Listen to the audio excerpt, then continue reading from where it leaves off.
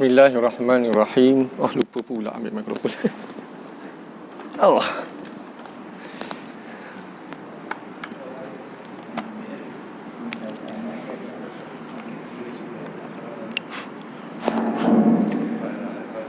Bismillahirrahmanirrahim. Alhamdulillahirabbil alamin. Wassalatu wassalamu ala asyrafil anbiya'i wal mursalin wa ala alihi wa sahbihi ajma'in. Rabbi syrah li sadri wa yassir li amri wa hlul 'uqdatam min lisani yafqahu qawli. Allahumma zidna ilma warzuqna fahma. Allahumma zidna ilma warzuqna fahma. Allahumma zidna ilma warzuqna fahma. Amma ba'd. Alhamdulillah, summa alhamdulillah. Bersyukur kita kepada Allah Subhanahu wa ta'ala dengan izinnya dan juga dengan inayahnya, kita sama-sama dapat kembali dalam majlis ilmu secara offline. Bukan online. Online ni dia feel dia lain sikit. Kita kadang-kadang kalau bagi kuliah online ni rasa macam cakap sorang-sorang, syok sorang-sorang. Kita tak tahu respon dia macam mana. Tengah-tengah duk online, tiba-tiba ada orang komen lah tu. Yang komen pula kawan-kawan, Allah nak tergelak pun tahan je lah. Tu kuliah online lah. Tapi feel tu datang bila kuliah tu secara offline. Cikgu-cikgu pun bila sebut PDPR ni pun rasa macam aku ni cakap sorang-sorang ke apa? Itu pun kadang-kadang anak-anak murid yang depan dalam Google Meet tu, dia letak gambar macam-macam gambar je depan mata kita. Kadang-kadang kita panggil, kau ni ada ke tak? Ada ustaz. Dia buka kamera rosak. Jadi offline ni kurang, macam feel itu kurang sikit.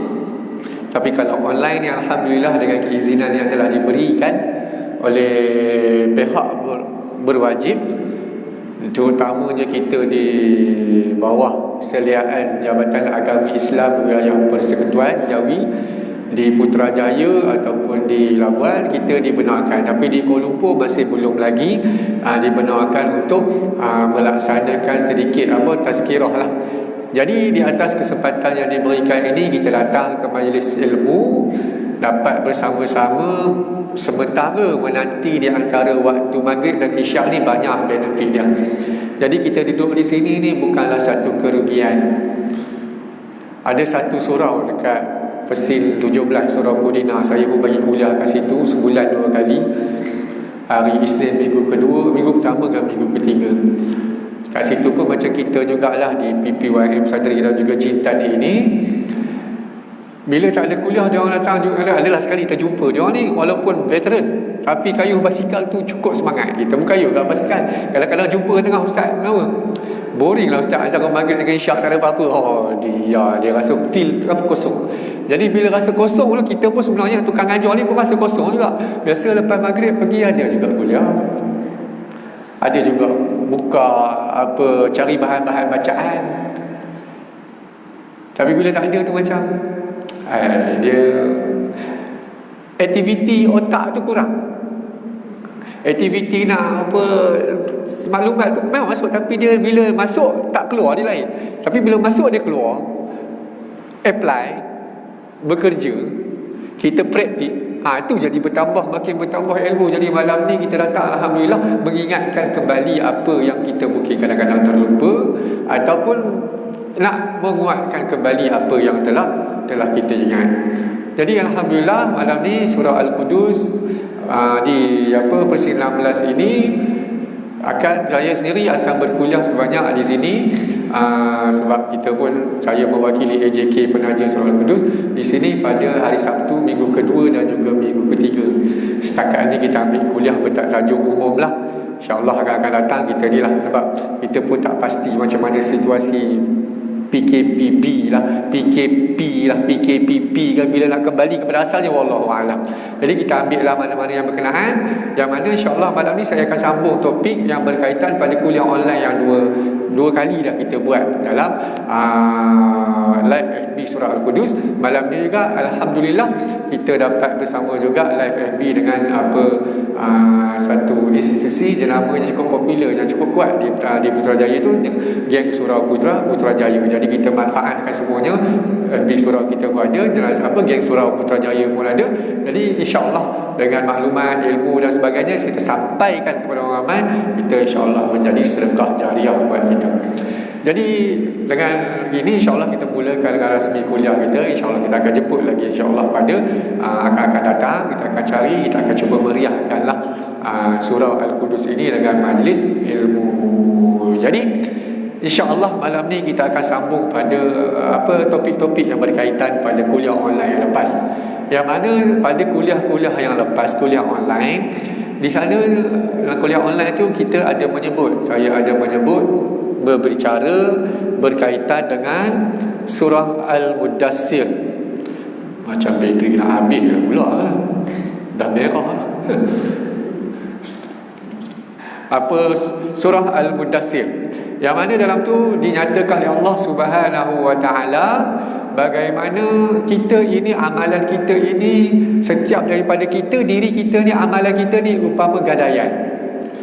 Umpama satu barang gadaian yang mana esok berhadapan dengan Allah Subhanahu wa taala dalam surah Mudassir ayat 38 sampailah 51. Umpama barang gadaian, kecuali kata Allah orang-orang yang dikenali sebagai ashabul yamin, tangan sebelah kanan. Yang dimaksud tangan sebelah kanan ini mereka yang menerima amalan baik dengan tangan kanan. Mereka ini selamat. Mereka selamat, kemudian mereka masuk ke dalam syurga. Masuk ke dalam syurga, ada sesi berbicara, sesi berborak, sesi istilahnya sekarang kita sebut membawang. Sesi membawang. Membawang tentang apa? Di dalam syurga, mereka ini yang masuk dalam syurga, mereka bertanya tentang kenapa orang-orang yang masuk neraka tu sebab apa? Sebab apa? Kenapa? Disebut sini ayat dia, kita baca balik. Kullu nafsin bima kasabat rahina illa ashabal yamin fi jannati yatasaalun. Tiap kita, jiwa diri kita ni, kita amalan kita ni umpama barang gadaian. Kita yang memilih di mana kita punya hala tuju dia. Hala tuju kita ni ke mana? Nak pergi ke syurga ke neraka? Semua Allah berikan kepada kita, kita yang memilih. Jadi yang selamat itu kata Allah illa ashabal yamin, kecuali orang yang menerima tangan kanan amalan. Bila dia orang masuk dalam syurga, fi jannati yatasaalun, di dalam syurga mereka bertanya-tanya tentang apa? Anil mujrimin, tentang orang yang bersalah masuk dalam api neraka. Ma salakakum fi saqar, apa yang menyebabkan kamu masuk ke dalam api neraka?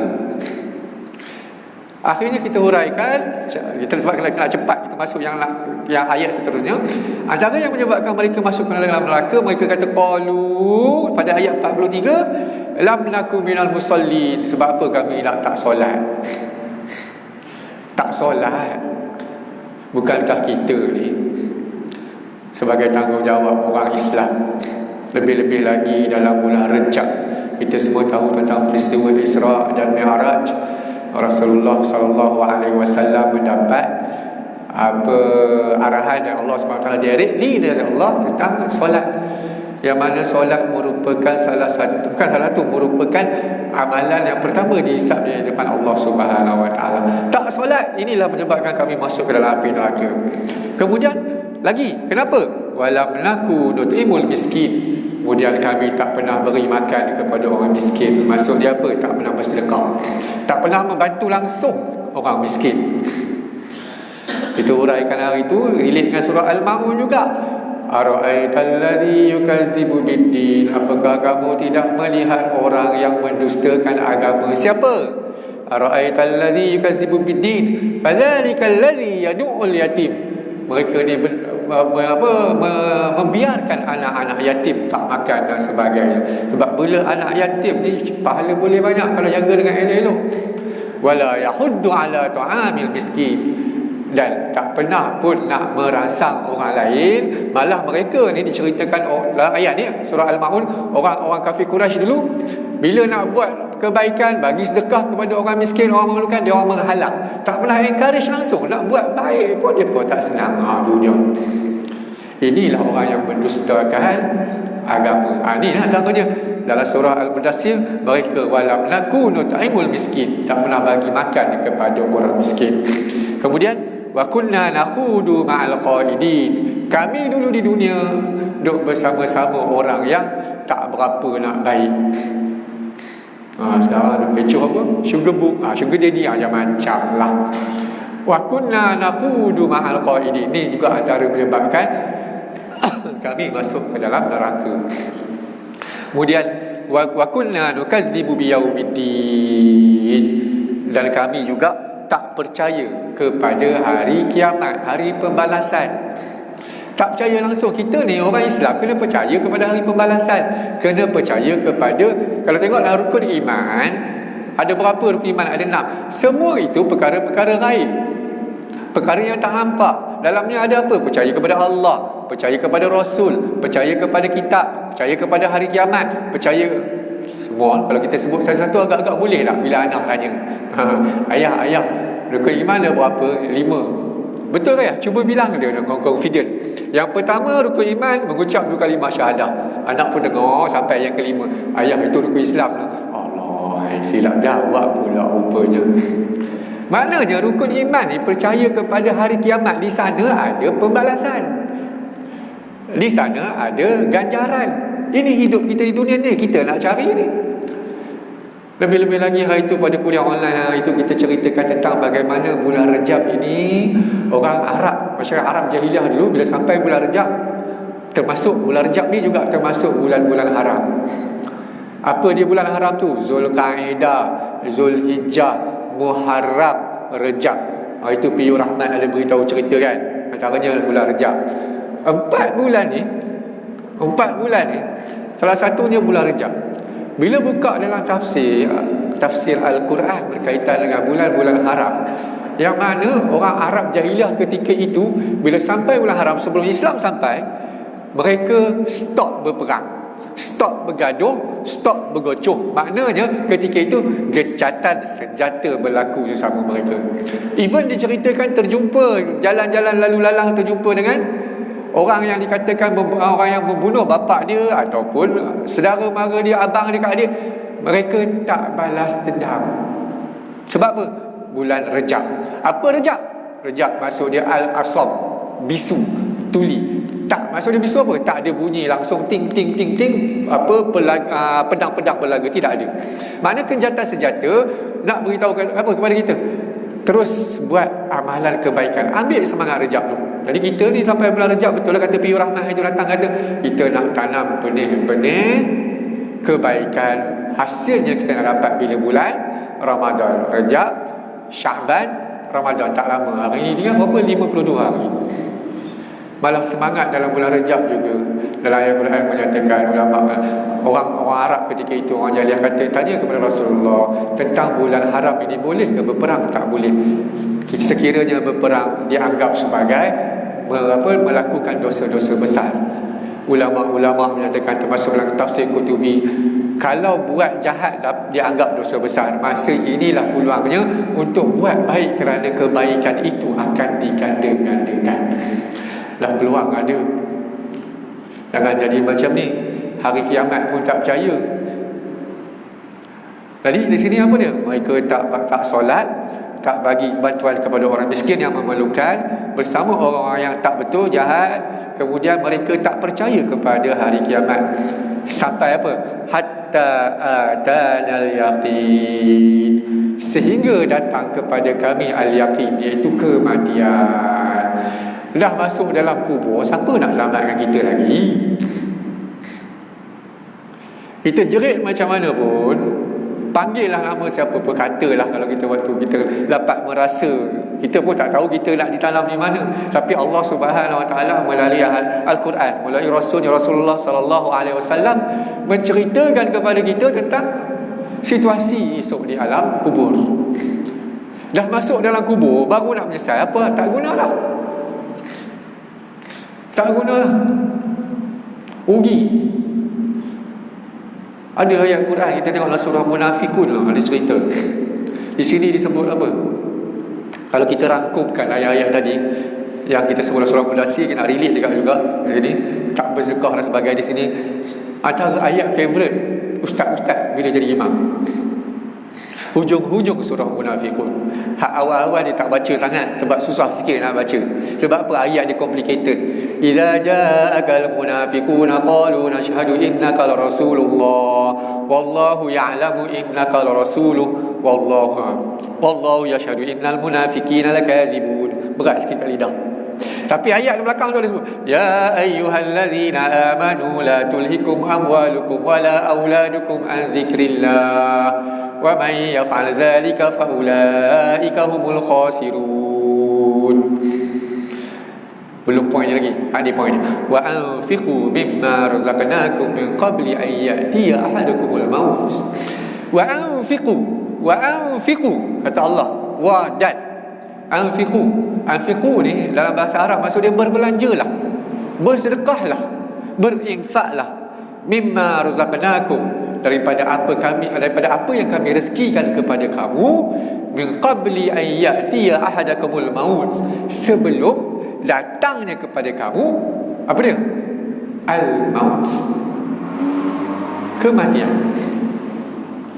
Sebelum datang kematian, kamu hendaklah bersedekah, berinfak. Paling dekat dengan kita siapa? Keluarga kita. Untuk isteri. Kalau yang beristeri-isteri tu pandai lampau lah. Kita tak berani seorang kan. Isteri seorang kan. Kalau yang beristeri sampai 4, setiap 4 pula anak 10, tak 40. Itulah yang paling dekat dengan kita. Itulah merupakan sedekah. Ni sekolah nak buka berapa hari bulan? 1 hari bulan 3. Budak-budak jar 1, jar 2 prasekolah masuk dulu. Allah, kita dah pening lah. Nak beli baju banyak ke sikit? Persiapan masuk sekolah. Kemudian darjah 3, darjah 5, darjah 6, 8 hari bulan. Sekolah menengah bulan April lah, bulan April. Memang terasa bila nak keluar duit ni, terasa berat di hati tu memang ada. Masuk kita juga lah kadang-kadang tapi percayalah, dengan duit yang kita spend tersebut, insya-Allah akan membantu kita esok di hari akhirat.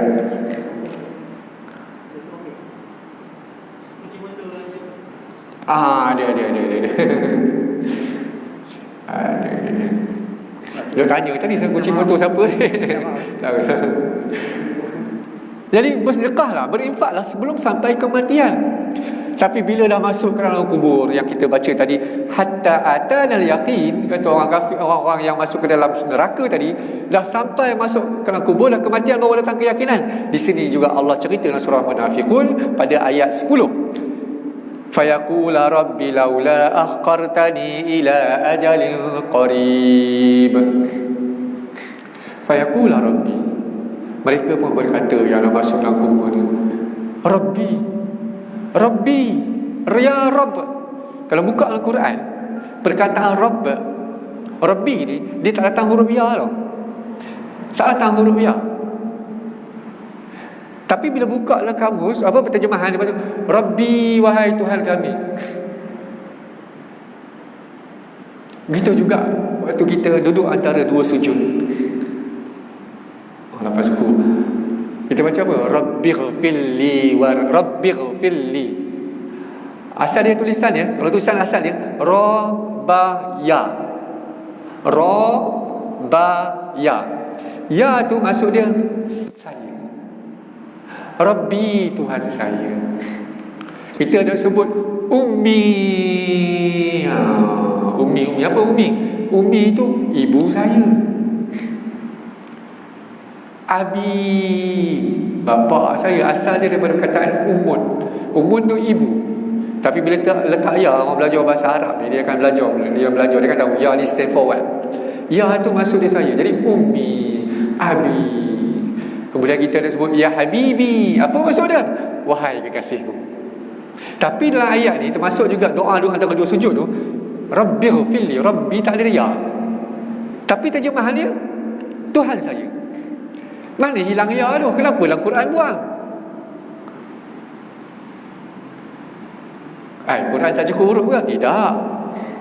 Tapi kalau nak tengok, nak buka kan, buka apa dia hikmah, ya itu tidak ada dalam ayat-ayat macam ni kan. Rabbi laula, Tuhan Rabbi ni tidak ada. Biasanya perkataan Rabbi ini datang ketika doa. Rabbi ghfirli wa liwalidayya, sama juga tak ada ya Rabbi tu.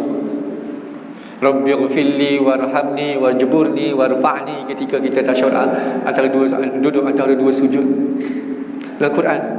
Ya tu mana hilang? Okey. Ya itu sebenarnya dibuang kerana hikmahnya nak tunjukkan kepada kita. Kalau buka dalam perbahasan ulama bahasa ni, bila sebut ulama bahasa Arab, ulama bahasa Melayu saya tak pasti, saya tak involve dalam-dalam. Tapi bila tengok dalam bahasa Melayu menarik juga. Cuma yalah, mungkin kekurangan rujukan buat kita. Tapi dalam bahasa Arab ni, ulama Arab ni ada dua mazhab. Bahasa Arab pun ada mazhab ke? Lama ni dah belajar fiqh. Fiqh ada mazhab Syafi'i kan, mazhab Hanafi, Maliki, Hambali. Bahasa Arab ada mazhab. Mazhab apa?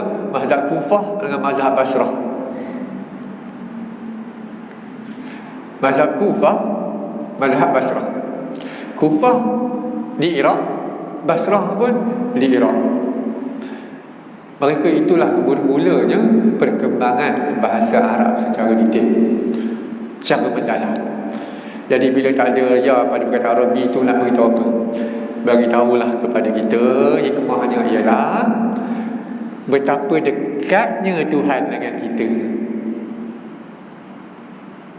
Doalah, mintalah, itulah hikmahnya. Tidak ada ya pada perkataan Rabbi, yang kebanyakannya datang ketika doa. Tak ada Rabbi Rabba ya, tak ada. Dia datang Rabba baris bawah, ya tu dibuang.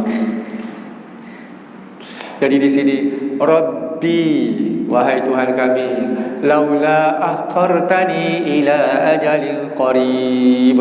Laula, kalaulah tidak, akhartani, engkau lewatkan aku ila ajalin qarib, kepada kematian yang lewat sedikit.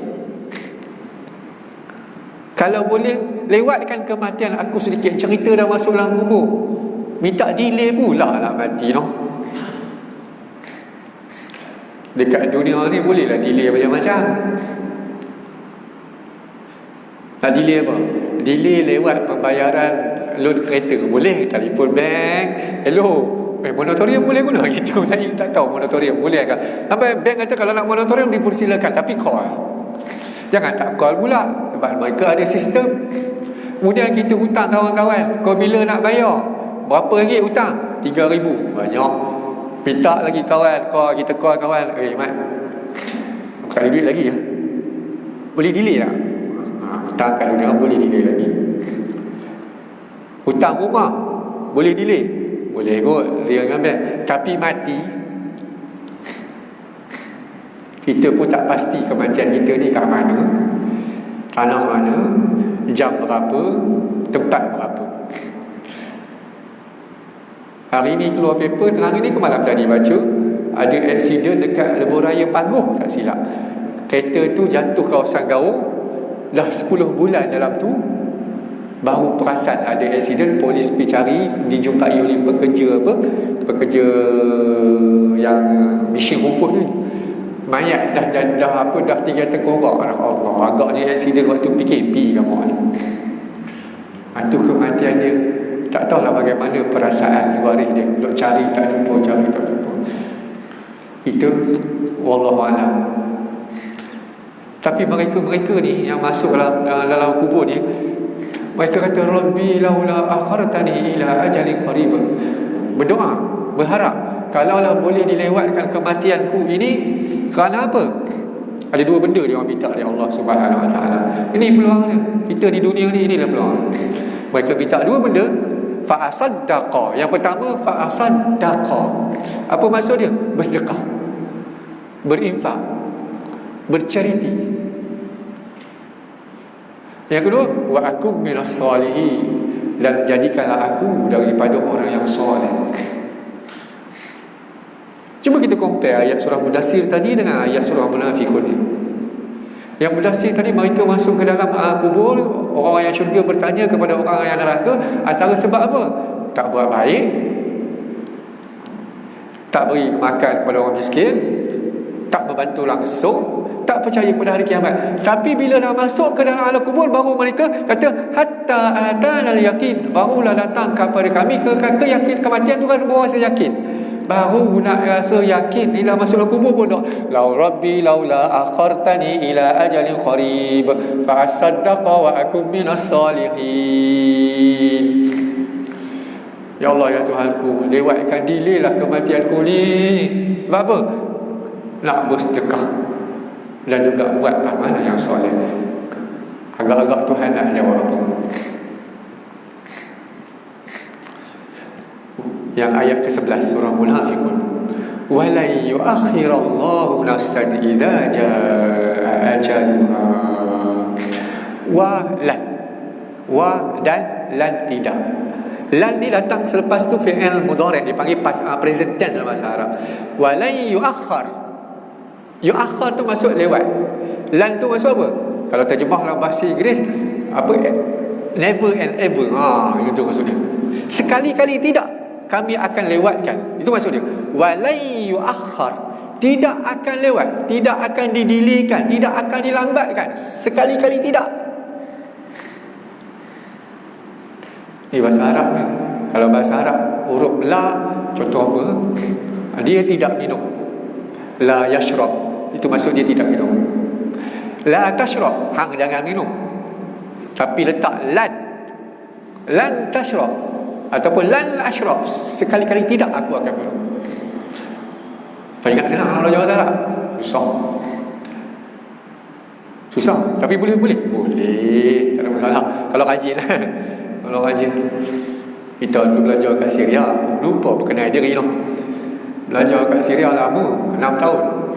Belajar Arabnya bila? Dekat Malaysia, sekolah pondok.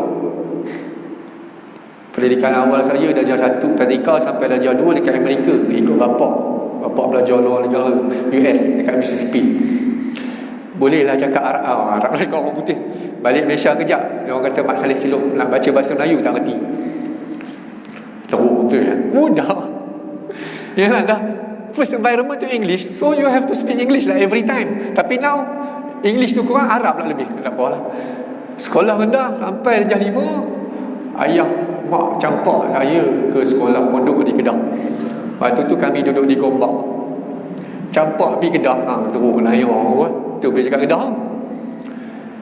Kecil-kecil hantar sekolah Kedah. Sana duduk pondok memang belajar Arab lah. Kitab Arab jumpa, belajar Arab. Jumpa Arab cakap confident. Rupa-rupanya selama ni belajar Arab, cakap Arab, lenggok Melayu. Sampai negara Arab bawah hantar, tinggi langit rendah. Duduk dalam kuliah tu dia menangis tengok Pak Arab cakap Arab. Mereka cakap Arab laju, kita duduk belajar sebiji cakap mas buka. Nampak tak? Mereka orang Arab syusma, orang Syria. Dia punya laju cakap sampai kita Allah menangis. Tak faham apa yang profesor, ustaz, pensyarah cakap dalam kuliah. Bila duduk lama-lama duduk, alhamdulillah, bolehlah kita berinteraksi dengan kitab-kitab Arab. Bahasa Inggeris a little bit only. Di sini kepentingan bila dapat tahu bahasa Arab, Allah ni yang boleh kenal. Walai yuakhir. Tidak akan dilewatkan oleh Allah Subhanahu wa taala nafsan, satu diri ni, idza jaa ajaluha, apabila sampai ajalnya. Tak ada delay dah. Mereka minta, ya Allah, ya Tuhanku, berilah kepadaku kesempatan, lewatkanlah, berilah aku delay kematian. Sebab apa? Nak bersedekah dan beramal soleh. Tapi dah terlambat. Begitu juga dalam surah Mudassir tadi sebut apa? Dah sampai kematian, barulah mereka rasa betul lah janji Allah Subhanahu wa taala. So buat kita apa? Bila tengok ayat Al-Quran, baca ini kadang-kadang inilah rasa kita punya teguran dari Allah Subhanahu Wa Taala buat diri kita, nak memperbaiki diri kita. Nak jadi komplit mungkin susah, tapi kita berusaha pelan. Bukan apa, esok kat sana kita pun tak tahu kita ni macam mana. Cukupkah tidak lagi amalan kita? Bolehkah kita sediakan sedekah jariah untuk kita? Sedekah jariah tu termasuk juga doa-doa anak soleh. Orang kerja buat kita pun tahu kebaikan-kebaikan mana yang diikuti oleh mungkin sahabat, mungkin kawan dan sebagainya, yang diikuti oleh orang lain doakan untuk kita di alam kubur. Kita tak tahu. Kita usaha je lah supaya kita tak menjadi macam ni. Mereka disebutlah surah Munafik dan surah Mudassir menyesal sampai minta delay kematian tersebut. Kemudian kata Allah SWT dalam surah Munafikun, wallahu khabirum bima ta'malun. Dan Allah Subhanahu Wa Taala khabir. Khabir ni kalau ikut terjemah literal dipanggil expert. Expert apa? Serba tahu. Memang Allah semua tahu bima ta'malun, dengan apa yang mereka lakukan, dengan apa yang mereka amalkan. Mana Allah tak akan terlepas daripada apa yang kita buat. Serba-serbi Allah Subhanahu Wa Taala tahu, cantik dan sebagainya. Jadi di sini apa dia?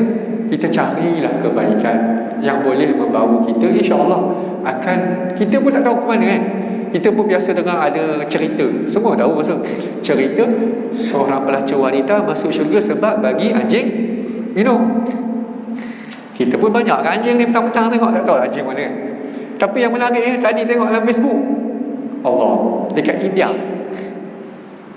bukan bagi anjing minum, ular kobra minum. Ular tu tersepit, terbelit. Orang kampung takut, panggil pakar ular, pakar tangkap ular ni, panggil tolong nak ambil ular keluar, selamatkan dia. Rupa-rupa yang tersepit, terbelit. Agaknya dah lama terbelit, ular tu tak berapa nak melawan. Tunjuk dalam Facebook, dalam video, kita pun terkejut. Ular tu apa? Minta minum. Duduk gitu. Yang pakar ular ni tahulah macam mana keadaan dia, ular ni menyerang ke tidak semua dan sebagainya. Macam juga anjing. Saya tengok dalam TV lah, Astro, apa dog whisper. Anjing ni ada dia punya ekor dia tu, ada tanda-tanda dia. Dog whisper ni tahu anjing tu takut ke bila, semua dia tahu. Jadi pakar ular ni pun tahulah. Ular ni dahaga, dia bagi air, ular tu minum air macam lama tak minum. Atau ular pun dahaga, tak adalah tengok ular dahaga. Tapi betul-betul berlaku. Lepas dia minum tu nampak tekak dia lega. Kita pun air tak ada kat sini, tak apalah nanti dia minum. Nampak lega ular tu. Last sekali senang je ular tu ditangkap, agaknya dia tahu orang tu tak bagi apa, selamatkan nyawa dia.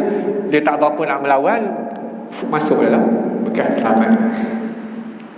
Kalau kita boleh bagi minum air macam tu kat ular, buatlah. Aku tak mahu ni je. Kita tak mahu ni. Tapi kita carilah kebaikan, apa kebaikan dia. Itu P.U. Rahmat mention apa, hari Jumaat tu ada seorang nama dia diberi gelaran Al-Mankuti ya? Mangkuk surau tersebut rasa macam kehilangan individu tu, Allahyarham tersebut, sebab lepas habis program dia tolong basuh pinggan mangkuk. Siapa nak buat kerja kecil-kecil itu? Tapi basuh pinggan mangkuk tu pun sebenarnya tanggungjawab yang kerja yang besar juga tu, menyenangkan orang lain. Menyenangkan orang lain juga. Sebab orang tak pandang. Jadi kita pilihlah mana-mana amalan yang mungkin. Ada juga hadis Rasulullah. Ada satu buku yang saya ajar juga dekat Surau Munawarah. Setiap hari Selasa minggu pertama dengan hari Rabu minggu keempat. Tak tahulah minggu ni dia pada panggil ke tak. Kalau dia pada panggil kita pergi. Satu buku yang disusun oleh ulama Nusantara kita, Syekh Nuruddin. La tahqiranna minal ma'rufi syai'an. Jangan kau remeh amalan kebaikan sekecil mana sekalipun. Dalam tu ada hadis Rasulullah cerita, seorang wanita meninggal dunia. Tapi Rasulullah dapat tahu last sekali, sampai Rasulullah tegur para sahabat, kenapa korang tak beritahu kepadaku dia ni meninggal? Sahabat-sahabat beranggapan wanita tersebut, diriwayatkan cerita wanita, dia kata lelaki, yang individu tersebut tak penting, so it's not somebody nak beritahu kepada Rasulullah. Rasulullah kata jangan, dia ni pahala dia besar sampai masuk syurga. Semua sahabat terkejut.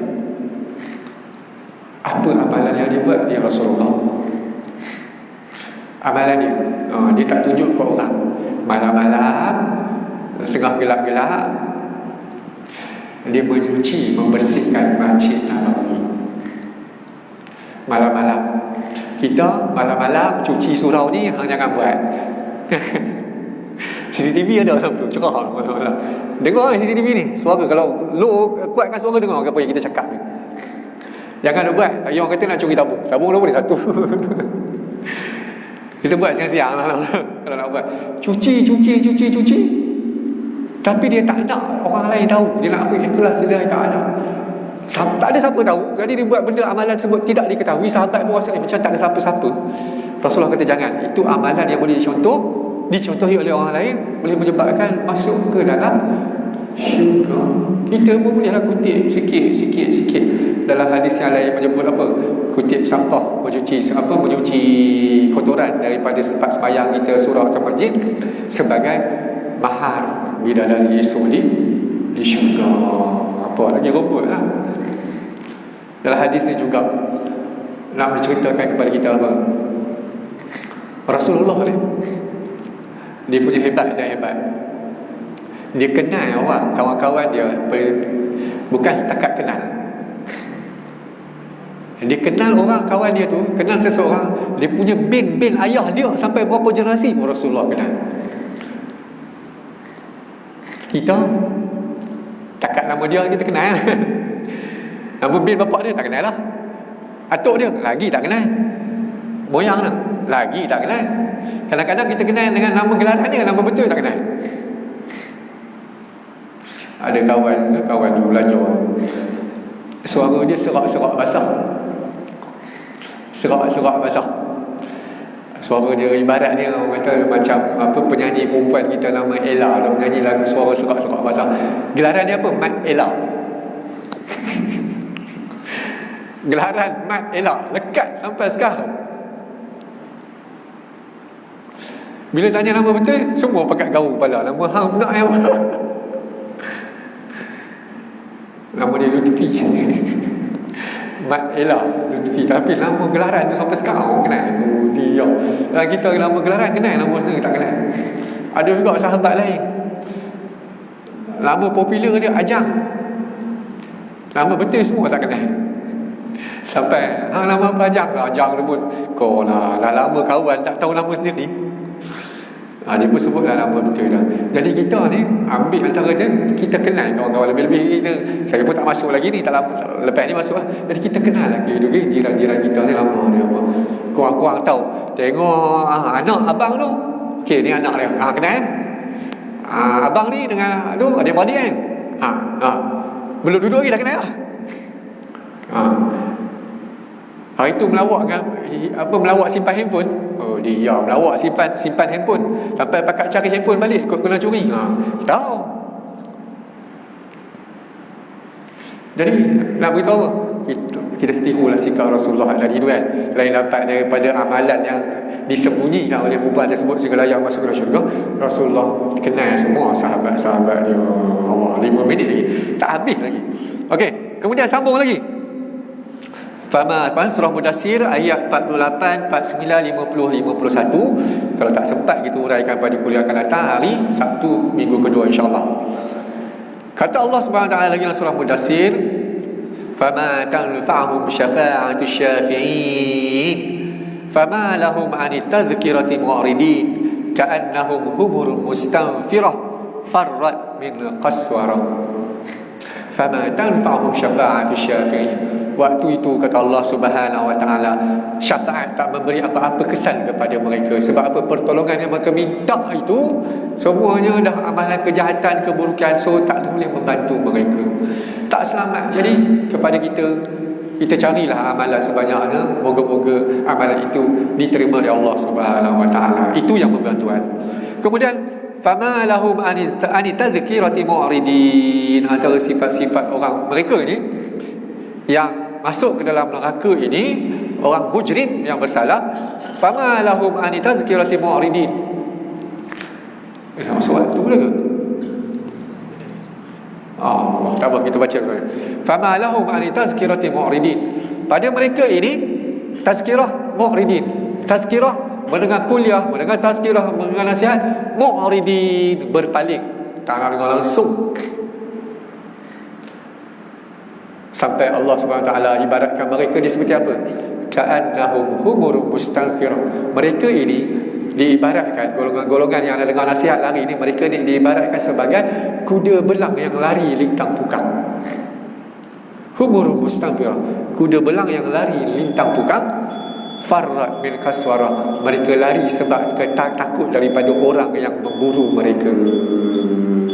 Itu ibaratnya. Kita akan uraikan hal ini pada kuliah akan datang. InsyaAllah kita jumpa pada hari Sabtu minggu kedua dan minggu ketiga tiap-tiap bulan. Moga-moga kita dapat manfaat daripada kuliah kita pada malam ini. Yang baik akan kepada Allah Subhanahu Wa Taala, yang buruk akan kepada saya sendiri. Wabillahi taufiq wal hidayah. Wassalamualaikum warahmatullahi wabarakatuh.